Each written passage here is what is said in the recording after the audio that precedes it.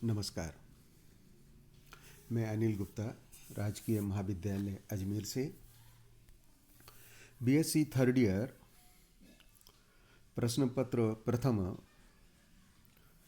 Quantum यांत्रिकी के कल अध्याय में हमने श्रोडिंगर इक्वेशन निकाली थी फॉर स्फेरिकल सिमेट्रिक पोटेंशियल, और हमने आपको बताया था कि स्फेरिकल सिमेट्रिक पोटेंशियल से क्या तात्पर्य है। और उस बात को समझते हुए फिर हमने कार्टेशियन कोऑर्डिनेट से स्फेरिकल पोलर कोऑर्डिनेट के बीच में रिलेशंस ड्राइव किए थे। आपको ध्यान होगा लाप्लासियन ऑपरेटर का मान स्फेरिकल पोलर कोऑर्डिनेट में पार्शियल डिफरेंशिएशन से निकाला गया। एक बड़ी लंबी प्रक्रिया है, वो सारी बातें आपको समझाई गई और निकालने के पश्चात फिर हमने श्रोडिंगर इक्वेशन का मान स्फेरिकल सिमेट्रिक पोटेंशियल में लिखा था। उस कार्य को करने के बाद सिंगल इलेक्ट्रॉन एटम पर विचार किया गया और सिंगल इलेक्ट्रॉन एटम के लिए फिर हमने इस प्रॉब्लम को सॉल्व करने का प्रयास किया, जिसमें प्रमुख रूप से हाइड्रोजन एटम आता है। जब हम इस प्रॉब्लम को सॉल्व कर रहे हैं तो हमें सबसे पहले सेपरेशन ऑफ वेरिएबल टेक्निक का यूज़ करना पड़ा। सेपरेशन ऑफ वेरिएबल टेक्निक के अंतर्गत हमने जो भी अपना वेव फंक्शंस है उस वेव फंक्शन को डिफाइन किया था। और कल इस आर्टिकल में 3 वेरिएबल आ रहे थे जिसको हमने capital R, capital theta, capital pi के रूप में डिफाइन किया था।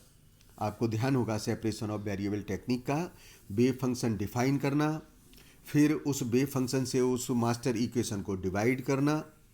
डिवाइड करने के उपरांत जो प्रमुख कार्य है वह है कि जितने भी वेरिएबल हैं उनमें से एक वेरिएबल को फिल्टर आउट करना, और इस प्रकार से फिल्टर आउट करना कि समीकरण का एक पक्ष में केवल एक वेरिएबल रहे और जो समीकरण का दूसरा पक्ष है वह दूसरा पक्ष उस पर निर्भर नहीं करे, उससे इंडिपेंडेंट बने। ऐसा हमने कार्य किया और कार्य करने के उपरांत हमको इस तकनीक से एक वेरिएबल को फिल्टर आउट करने में मदद मिली। और हमने कल, आपको ध्यान होगा, फाई को फिल्टर आउट किया था और फाई के लिए हमने सेकंड ऑर्डर के डिफरेंशियल इक्वेशन को सॉल्व भी कर लिया था।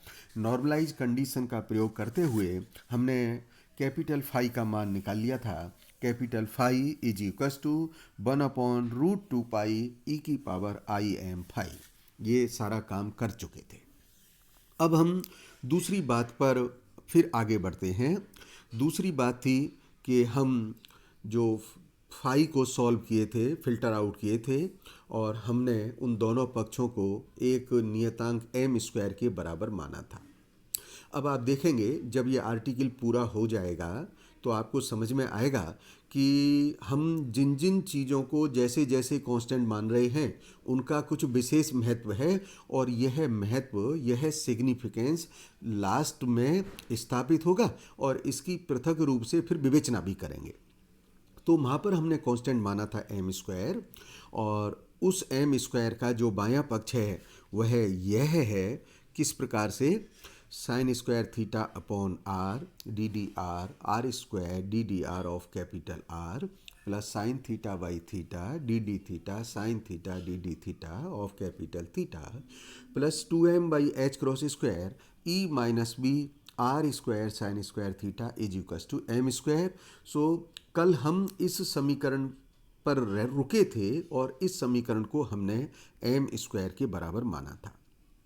अब हम कहते हैं कि इस समीकरण को हमने, मान लीजिए, दोनों पक्षों को sin² थीटा से डिवाइड किया, और डिवाइड करने के बाद हाथों हाथ हमने इस टर्म को फिल्टर आउट करने का प्रयास भी किया।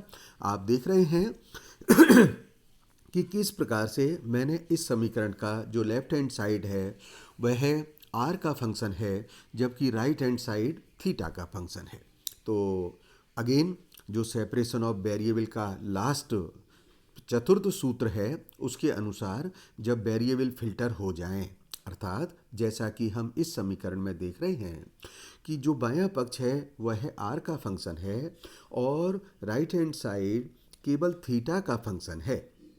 इसका अर्थ क्या हुआ कि जब हम स्मॉल आर में परिवर्तन कर रहे हैं तो राइट हैंड साइड में कोई परिवर्तन नहीं होगा, और उसी प्रकार से जब हम राइट हैंड साइड में थीटा में कोई परिवर्तन कर रहे हैं तो लेफ्ट हैंड साइड में भी कोई परिवर्तन नहीं होगा। और इस प्रकार की जो स्थिति बन जाती है, यह स्थिति बन जाती है कि हम इन समीकरण के दोनों पक्षों को किसी नियतांक के बराबर मान लें। अब हम इस समीकरण को जो फिल्टर आउट करने पर मिली है, हम कह रहे हैं कि यह एक जो नियतांक हमें मिला है, मान लीजिएगा यह नियतांक बीटा है और इस समीकरण के दोनों पक्ष किसी बीटा के बराबर हैं। तो समीकरण का पहला लेफ्ट हैंड साइड जिसको मैंने बीटा के बराबर रख दिया, राइट हैंड साइड को भी मैंने बीटा के बराबर कर दिया। तो दो समीकरण मिल गई है और हमने इन दोनों समीकरण को समीकरण नंबर 5 से दर्शाया है। खास बात क्या है, हम देख रहे हैं कि जो समीकरण 5 है वह केवल r पर निर्भर कर रही है। इसका अर्थ यह हुआ कि यह एक रेडियल वेव इक्वेशन है, यह एक रेडियल वेव इक्वेशन है जो मूलतः कण की एनर्जी और पोटेंशियल एनर्जी पर निर्भर कर रही है। इस कारण से जो समीकरण 5a है, इस समीकरण 5a को हम रेडियल वेव इक्वेशन भी कहते हैं। रेडियल वेव इक्वेशन के सॉल्यूशन को जब आप करेंगे तो आपको ध्यान आएगा कि जिस प्रकार से हमने लीनियर हार्मोनिक ऑसिलेटर यूज किए थे, हमको कुछ स्टैंडर्ड डिफरेंशियल इक्वेशंस की ज़रूरत पड़ी थी। आपको ध्यान है जब हार्मोनिक ऑसिलेटर का हमने सॉल्यूशन किया था तो हमें हर्माइट डिफरेंशियल इक्वेशन की आवश्यकता पड़ी थी। बिल्कुल इसी प्रकार से यहाँ पर भी कुछ हमें स्टैंडर्ड डिफरेंशियल इक्वेशंस की आवश्यकता पड़ेगी। तो समीकरण 5a को जब हम सॉल्व करेंगे तो चूंकि इसमें एनर्जी का मान है, तो इस समीकरण के रेडियल वेव इक्वेशन जो कह रही है, इस समीकरण को जब हम सॉल्व करेंगे तो इस समीकरण के सॉल्यूशन से हमको उस पार्टिकल की एनर्जी की क्या क्या पॉसिबल वैल्यूज हैं, what are the probability values of energy, उन सभी का मान हमें ज्ञात हो सकेगा। इसलिए रेडियल वेव इक्वेशन बहुत इंपॉर्टेंट है, क्योंकि इस इक्वेशन के सॉल्यूशन से हमें कण की ऊर्जा के मान ज्ञात हो पाएंगे। अब समीकरण 5b को देखिए। समीकरण 5b में क्या है, एनर्जी नहीं है और br भी नहीं है। इसका मतलब हुआ कि समीकरण 5b कोणीय निर्भरता गोलीय सममिति के कारण निर्धारित हो रही है। इसका अर्थ है कि यह केंद्रीय बल के अधीन गति कर रहे कणों के अवस्था फलन की जो निर्भरता है वह एक समान रहती है। अब हम समीकरण 5 को सॉल्व करने का प्रयास करते हैं। कल हम समीकरण 3 से फाई का मान निकाल चुके हैं। आज हम समीकरण 5 से पहले थीटा को सॉल्व करते हैं और थीटा को जब हम सॉल्व करेंगे उसके बाद फिर हम रेडियल वेव इक्वेशन को सॉल्व करेंगे। ओके, तो समीकरण 5b को पकड़ा। समीकरण 5b का आप प्रकार देख रहे हैं, यह मान आ गया है 1/sin theta D D theta sine theta D D theta of capital theta plus beta minus m square by sine square theta of theta is equal to 0। हमको ये जितने भी मैथमेटिकल डेरिवेशंस हैं निश्चित रूप से एक बार समझ के अपने हाथ से इंडिपेंडेंट करना चाहिए, तभी हमको अभ्यास हो पाएगा और कॉन्फिडेंस भी बन पाएगा। मान लीजिएगा x equals to cos theta है।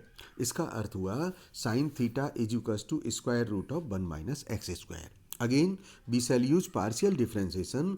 D D theta of theta को हम लिख सकते हैं इन टर्म ऑफ x और dx बाई डी थीटा का मान लिख सकते हैं माइनस साइन थीटा। इसका अर्थ हुआ कि D D theta is equals to minus sine theta D D x.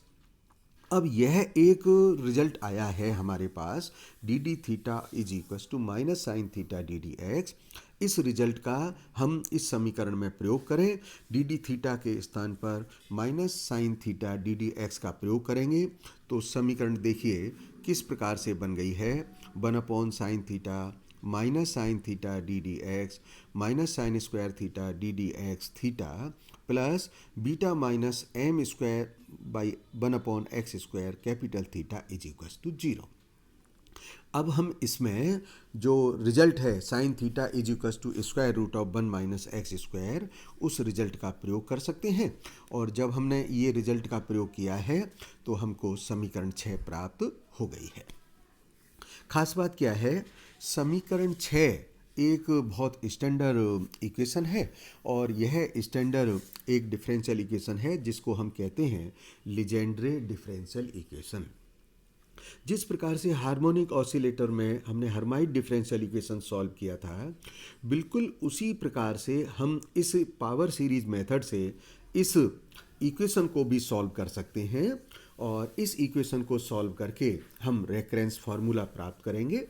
Recurrence formula प्राप्त करने के पश्चात बिल्कुल उसी आर्टिकल की तरह वेव सीरीज को फाइनाइट रखने के लिए शर्त प्राप्त करेंगे। और ये जो शर्त प्राप्त होती है इसका मान आता है beta is equals to LL+1। ये पूरे सीरीज और पूरा सॉल्यूशन मैंने किया हुआ है। मैं इस आर्टिकल के अंत में आपको ये पूरे सॉल्यूशन देने वाला हूँ। अभी आप सिर्फ याद कर लें कि यह एक लीजेंड्रे डिफरेंशियल इक्वेशन है और इसको सॉल्व करके हम रेकरेंस फार्मूला प्राप्त करते हैं। सीरीज को फाइनाइट बनाए रखने के लिए जो मान निकल के आता है वह मान है beta is equals to LL+1। तो इस मान को समीकरण 6 में प्रतिस्थापित किया। समीकरण 6 में प्रतिस्थापित करने पर समीकरण 6 का रूप ये निकल के आ जाता है।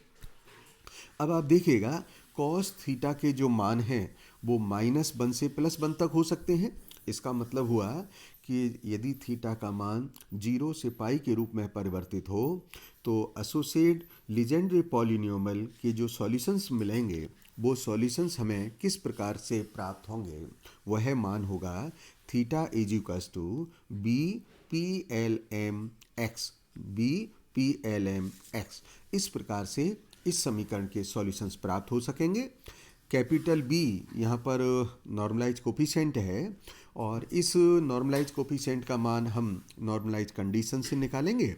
ओके, जबकि PLM_x यह एसोसिएट लीजेंड्रे पॉलिनोमियल है और इस एसोसिएट लीजेंड्रे पॉलिनोमियल का जो मान होता है यह मान है PLM_x is equals to 1 minus x² power 1m/2 dm/dxm PLM_x। यह लीजेंड्रे पॉलिनोमियल का मान है, इसको हम डायरेक्ट यूज कर सकेंगे।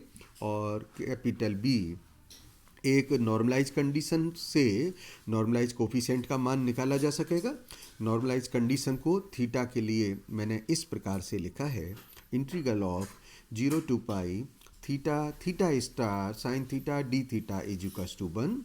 तो इसमें पॉलिनोमियल का यूज करें और पॉलिनोमियल का यूज करके हम नॉर्मलाइज कोफिशिएंट का मान निकाल लेंगे।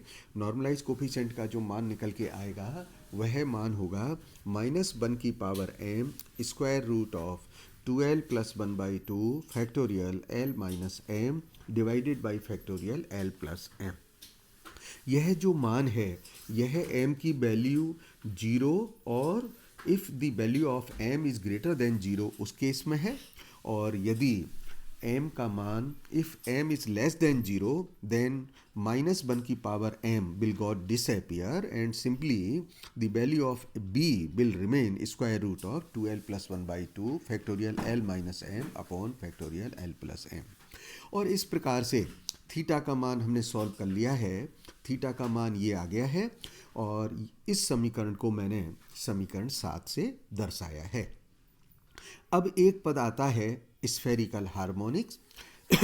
स्फेरिकल हार्मोनिक का मतलब क्या है कि जिस प्रकार के 3 फंक्शन थे, रेडियल फंक्शन r था, थीटा था, फाई था। यदि हम थीटा और फाई का प्रोडक्ट ले लें तो जो प्रोडक्ट बनेगा उस प्रोडक्ट को हम स्फेरिकल हार्मोनिक कहते हैं।